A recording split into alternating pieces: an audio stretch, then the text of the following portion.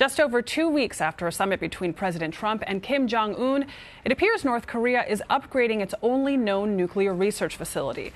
According to monitoring group 38 North, infrastructure improvements at North Korea's nuclear plant are quickly progressing. New buildings and a radiochemical laboratory are reportedly still active on the site, but whether the reactor is in operation is unclear.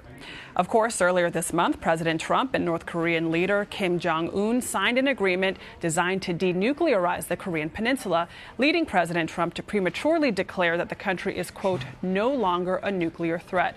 Joining us now is Isaac Stone-Fish. He is, of course, a CBSN contributor and senior fellow at the Asia Society's Center on U.S.-China Relations. Isaac, we weren't expecting this to happen. So what did 38 North discover, and how are they doing this? Are they using satellite images to try to track the movement of trucks? Is that how it works? North Korea is full of surprises. They are using satellite images, and they, I think, work with a commercial satellite provider. They buy the images, they analyze them, and they find out things that we were just not aware of. So what about the highly publicized blowing up of Yongbyon, the main nuclear facility in North Korea? That was supposed to send a signal to the world that their days of becoming more of a nuclear power are over. So they blew up an older facility, and they've left this one to still be in existence. And I think what happened at the summit was the two leaders agreed to a very vague statement about denuclearizing the Korean peninsula. So it's unclear if this is a message that Kim Jong-un is trying to send to Trump and the United States, in essence, hey, we still got this, we're still doing this, or if this is something they just didn't expect the Americans to have any awareness of. How dependable do you think this report is from 38 North? Is it possible that they maybe weren't continuing operations but simply moving things around if they're seeing activity via satellite images? I think 38 North did a good job of saying, hey, this is what we think is likely going on. Here's what we know to the best of our information. And North Korea is such an opaque country. It's very difficult to know what is actually happening, but I think we can trust the words that come from 38 North.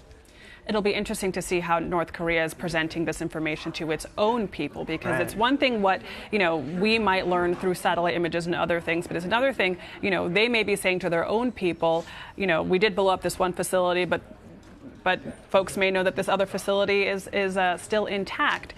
North Korea has broken its promises, especially in terms of its nuclear development in the past. Is this just another example of this, or do you think it's too early to really know? I think it's too early to say that. I think it's great that you brought up North Korea's long history of not keeping the promises that they've kept. And we'll see if Trump decides to pick up on this, if Pompeo picks up on this as a sign that North Korea is being unfaithful, or if they'll just ignore it.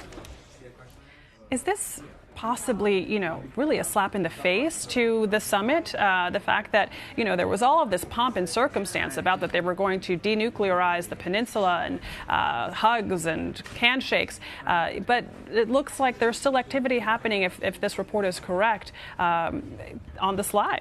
I think it depends on how charitable you want to be towards Trump and Kim. A charitable view is, hey, it takes North Korea a while to make these changes. It's not an efficiently run country. It's very chaotic. It could be that the message just hasn't gone to this facility. And the satellite images, I think, were 5 days old, so it's roughly 9 days after the summit. That's a more charitable view. The uncharitable view is Trump got very little in exchange for what he gave up in the negotiation, and North Korea feels so comfortable about its relationship with Trump that they are able to do this with impunity. Isaac Stone-Fish, always great to have you on. Thank you.